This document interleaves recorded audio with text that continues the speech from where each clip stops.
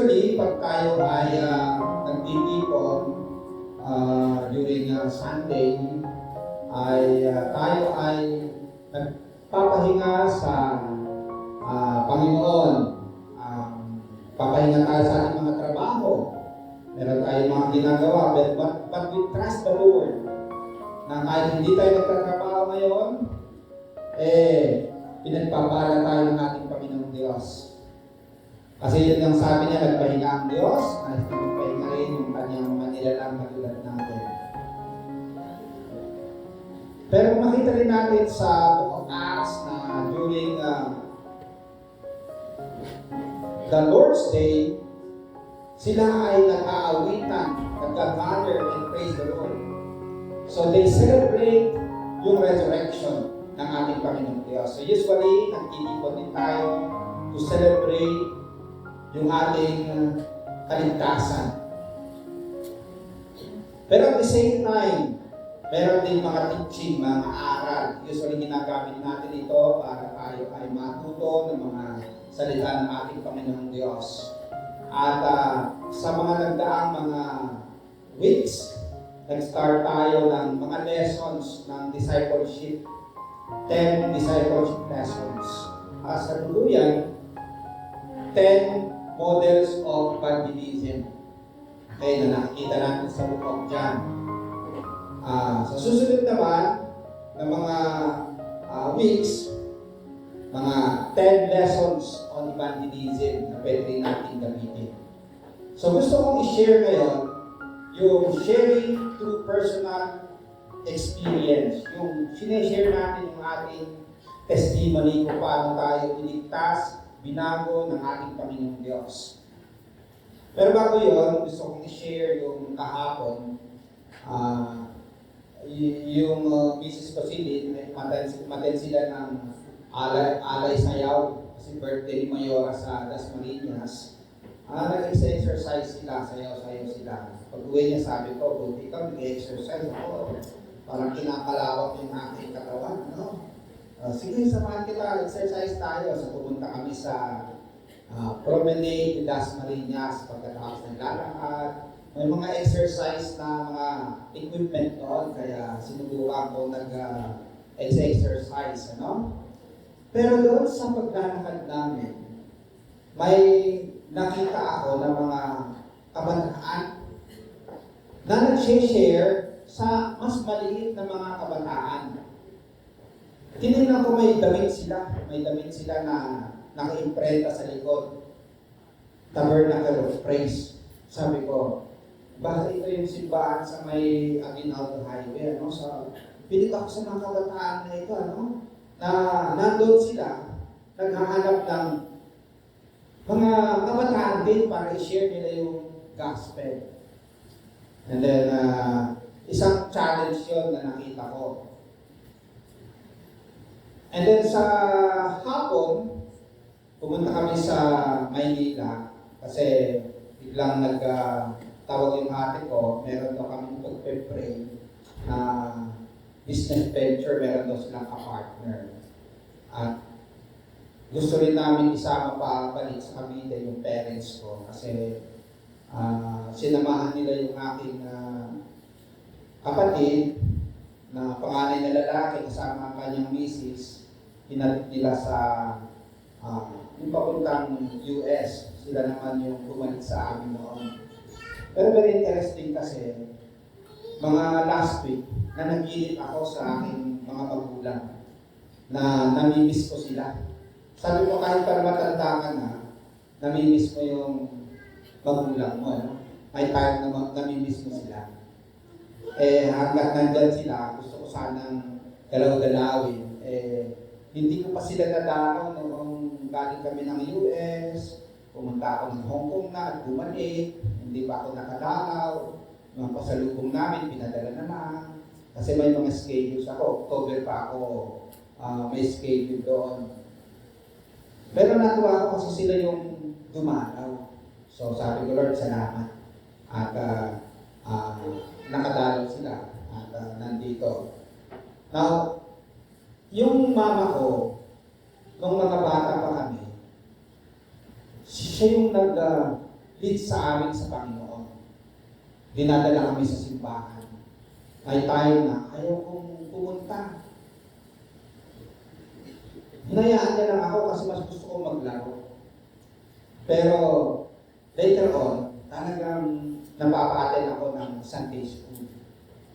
Pag kami naman, matutulog kami, bago kami matulog, magpe-pray siya. Kaya ang nanay ko nagpe-pray, haba.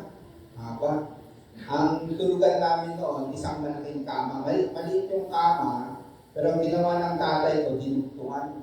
Kaya tatay, nanay, yung mga magkakapatid, sunod-sunod, pagkatapos gumawa ng nanay ko isang malaking mosquito net, Pagkatapos, pagpe-pray yung nanay ko, gusto ko nang mahiga.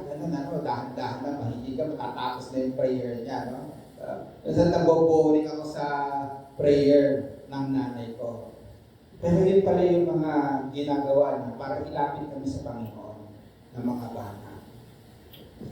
Yung tatay namin ay umabot ng pagbinibilang ko mga 6 years na pinag-pray siya bago siya makakilala sa Panginoon. At nakakilala siya sa Panginoon doon pa sa ibang bansa sa Indonesia nang siya ay nag-abroad at nagtrabaho siya doon. Ang testimony niya, nag-iinuman daw sila at medyo lasing na siya kaya ganon siya. Tapos meron siyang hindi nagustuhan na sinabi yung mga kasama niya, pinaliktad na yung table. Pagkatapos, nung nakita siya ng isang lay pastor, dinalaw siya doon sa kanyang room at in-invite sa church. Pagkakwentuhan ko yung tatay ko kung paano siya nakilala ng Panginoon, lagi niyang sinashare yun.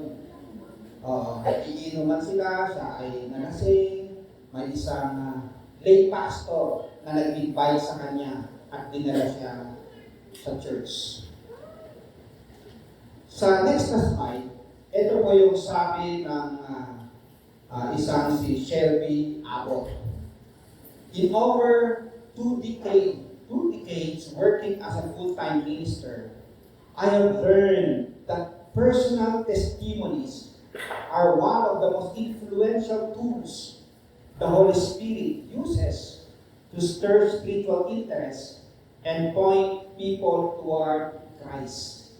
Ang sinasabi niya, sa kanyang pagbiministry ng more than 20 years, napaka-powerful daw yung personal testimony. Para i-point natin kay Jesus Christ. Sinasabi natin ang ginawa ng Diyos sa ating buhay. Sa mga ibang tao. Para sila naman maintriga at makilala nila ang Panginoong Diyos. Meron akong kaibigan din na nung ako ay nag-aaral sa PTS, ang theology ko ay kakaiba. Okay? Hindi pa tama. Yung iba nakikipag-debate sa akin, sinasagot ko rin ang debate. Sabi ko, natutunan ko yung debate na yun. Magaling ako dyan ng debate dyan. Pero yung isa, ang approach niya, sabi niya, Lawrence, ganyan ako dati. Pero ang ginawa ko, personal na, nag-research ako, nagpe-pray ko, ako hanggang sa maintindihan ko ang katuruan na ito. So, ang ginamit niya is personal testimony para ako ay ma-convince. So, dito sa John chapter 9:13 hanggang 34, makikita natin yung sharing Jesus through personal experience. At ang tanong natin is, why can we use our personal experience to share about Jesus? Okay, bakit pwede natin ma-share ang personal testimony natin? Una, basahin natin ang sabay-sabay. Subjective experience holds strength in presenting Jesus. Meron pong kakayanan, meron pong kalakasan, may power po yung tinatawag na subjective experience. Pag na-experience mo yan, kahit anong sabihin nila, sabi mo, ito talaga experience ko eh. Hindi nila mapasubalian ang iyong experience. Because it's your experience. Kukontrahin man nila, pero alam mo na totoo ang iyong experience. Makikita natin ang isang pinaggaling ni Jesus at ang kanyang sinasabi, yung kanyang subjective experience. Ito po sa John chapter 9, 15 hanggang 16. Nabasa po natin, ito po ay isang tao na bulag. And then, pinagaling ni Jesus. Therefore, the Pharisees also asked him how he had received his sight. Sa umpisa kasi sa chapter 1 up to following, nagdidiskusyon yung mga tao kung ito nga ba yung tao na yan o hindi. Kasi nakita nila yung tao ngayon, bulag, pero bakit ngayon, yung tao ngayon, hindi na bulag. Sabi niya, may nagpagaling sa akin. Ang pangalan niya si Jesus. Ang ginawa ng mga tao, dinala itong bulag na gumaling sa mga Pariseo. Ito naman mga Pariseo, nag-investigate kung paano siya nakakita. At ito ang sinabi niya. He put mud on my eyes. The man replied, and I washed, and now I see. Kasi sinabihan sa ni Jesus, nilagyan ni Jesus ng mud. Pagkatapos sabi niya, hugasan mo. Nung hinugasan niya, nakakita na siya. It was a miracle. Makikita natin yung power ni Jesus Christ sa tao na ito. Kung paano siya bulag at later on, nakakita na. So sinasabi ng tao na ito kanyang experience. Some of the Pharisees said, this man is not from God. Yung man na tinutukoy nila ay si Jesus. This man is not from God, for he does not keep the Sabbath. Kasi nung pinagaling ni Jesus ang tao, it was Sabbath. At sa interpretation ng mga Pariseo in those days, wala kang gagawin pag Sabat, doon ka lang sa sinagogue, doon ka lang sa templo. Wala kang gagawin. But others asked, how can a sinner perform such signs? So they were divided. So very interesting kasi itong tao na pinagaling ni Jesus, shinare niya yung testimony niya. May mga hindi naniwala, pero makikita natin na meron ding naniniwala. Hindi lang naniniwala sa tao, kundi naniniwala kay Jesus. Kasi sabi nila, how can a sinner perform such signs or miracles? Paano nakagagawa ng milagro ng isang makasalanan kung hindi siya galing sa Diyos? So nakita natin na through personal testimony ng tao na ito, may mga nako-convince patungkol sa power ni Jesus Christ. And then yung sumunod na pangyayari sa next na slide. So for the second time, they called the man who had been blind and said to him, give glory to God. We know that this man is a sinner. So yung mga Pariseo hindi tinatantanan itong tao na dating bulag at nakakakita. Pinatawag ko siya at sinabihan, okay, magpuli sa Panginoon kasi yung tao na nagpagaling sa'yo, hindi galing sa Diyos, sabi nila. Pero very interesting yung sagot niya sa verse 25. He answered, whether he is a sinner, I do not know. One thing I do know, that though I was blind, now I see. Very powerful yung testimony niya. Yung mga accusation ninyo na siya ay makasalanan, hindi ko alam. Pero ang alam ko, dati akong bulag. at ako'y nakakakita na. Okay. Hindi nila mapasubalian yung kanyang testimony na dati siyang bulag at ngayon ay nakakakita na. They said to him, "What did he do to you? How did he open your eyes?" Paulit-ulit na tinatanong siya, no? Sa verse 27, he answered them, "I have told you already, and you would not listen. Why do you want to hear it again? Do you also want to become his disciples?" Very interesting kasi ngayon, sinasabi na niya sa mga Pariseyo, "Bakit ko sa inyo lumapakit ka? Gusto niyo bang maging tagasunod din kayo ni Jesus?" Yung word na also, ibig sabihin, yung time na ito, itong tao na nakaranas ng miracle, tagasunod na siya ni Jesus. At dahil tagasunod na kay Jesus, nagte-testimony niya siya. At kinoconvince niya yung iba na dapat sumunod din sila kay Jesus. Of course, maraming hindi maniniwala, hindi magiging tagasunod, pero hindi pa rin siya tumigil sa kanyang pagte-testify about Jesus Christ. So he testified yung kanyang experience na dati siya bulag, pero ngayon nakakakita na. And then he was convincing others para sumunod kay Jesus. Sabi uli ni Shelby Abbott, basahin natin nga ng sabay-sabay, "You want people to clearly grasp the source of your transformation, Jesus Christ.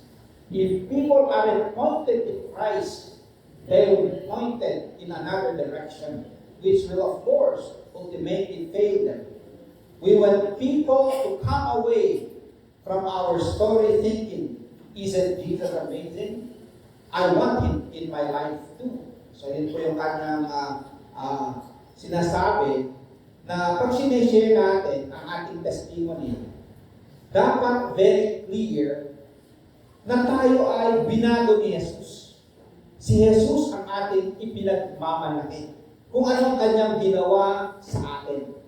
Para yung makikinig, pwede niyang sabihin na, "Wow, gusto ko rin makilala si Jesus."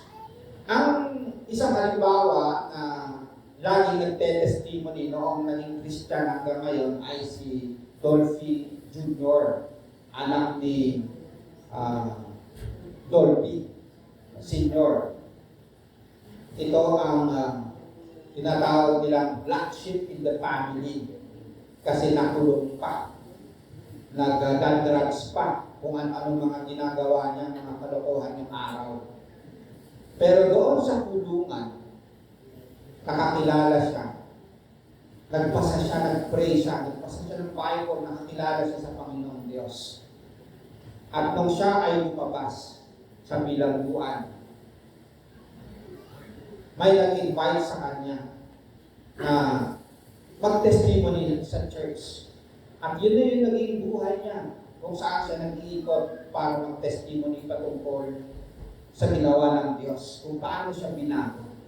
Hanggang ngayon, makikita sa online ang kanyang mga testimonies. May time na napadpad ako sa isang simbahan sa may Alabang, New Life. Basta New Life Church yun eh. Nag-testimony siya. Kahit na siya yung in-invite nila na mag-testimony. At binabanggit niya yung ginawa ng Panginoon sa kanyang buhay. And then sinare niya na sa palagay niya yung kanyang daddy, yung kanyang tatay, kumilala rin sa Panginoong Diyos. Kasi tumaas din daw ng kamay nung sinashare niya yung kanyang testimony. Kasi nga, siya ay black sheep in the family. Pero anong nangyari sa kanya? Nakita nila yung miracle kung paano siya binago ng Panginoong Diyos. Dito po sa passage natin, yung physical blindness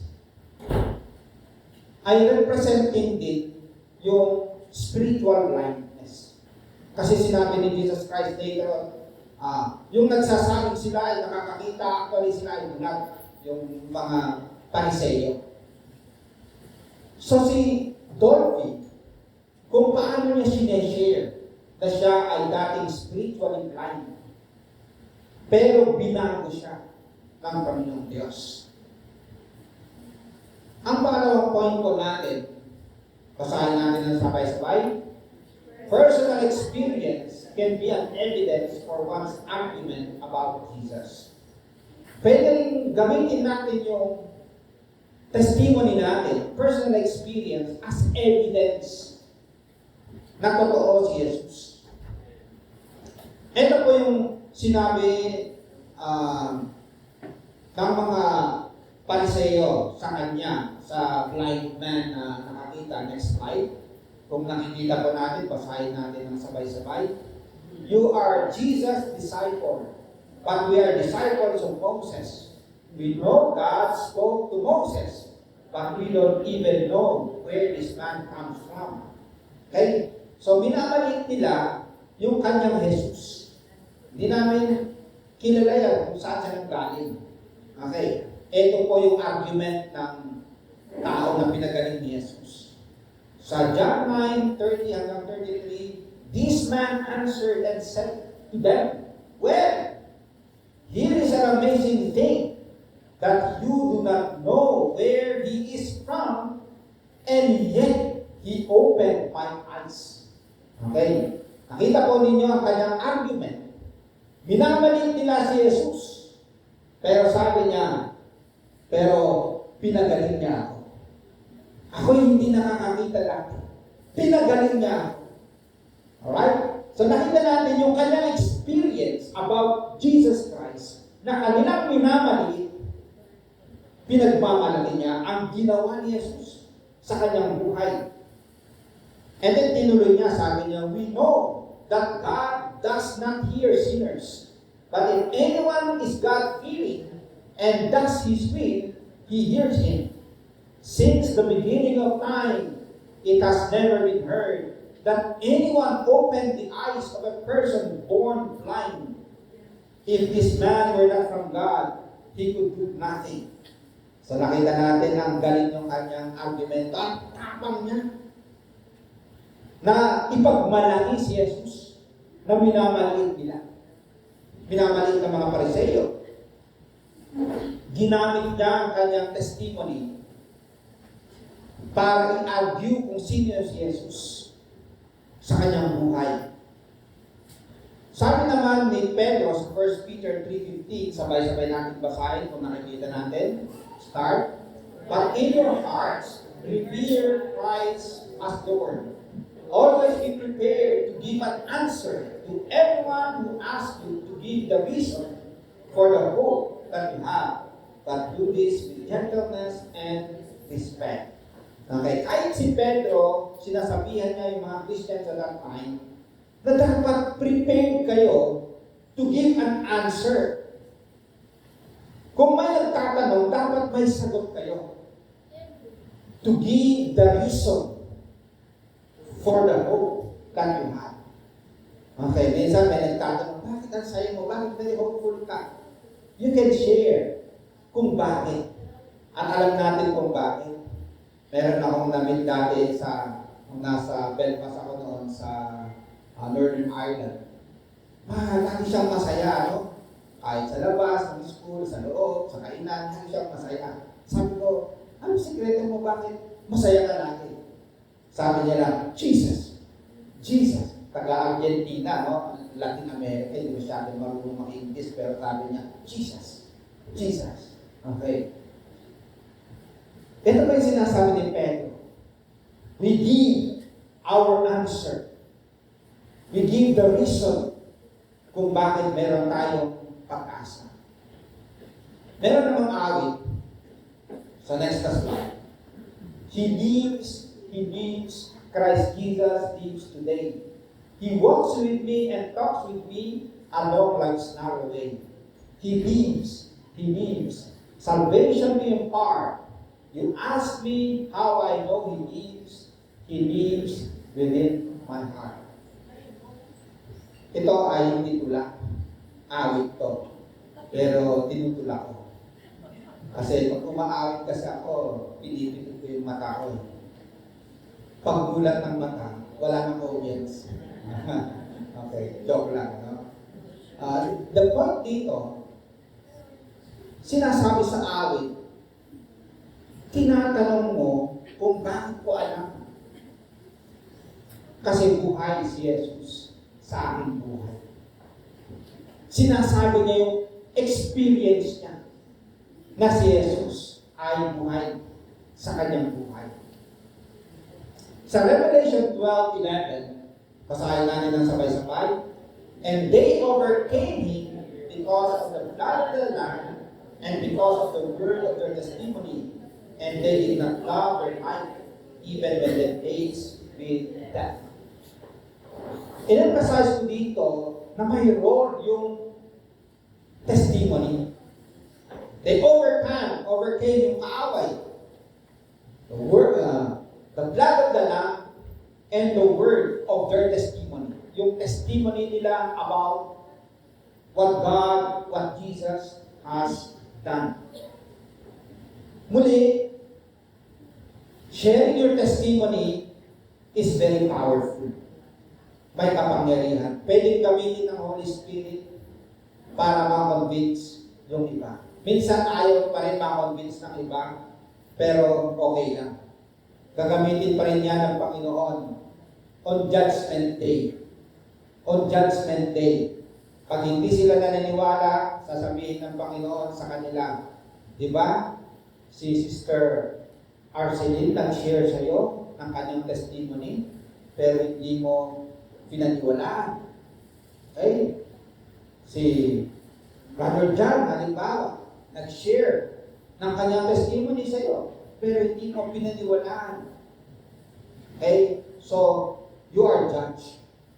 Pwede gamitin ng Panginoon yun, ano? Na i-share natin pa rin kahit hindi sila maniwala. Sa next na slide, katulad ng sinabi ko na part of yung pagpunta natin sa church is teaching and training. And usually, ito po yung 3 parts ng ating testimony.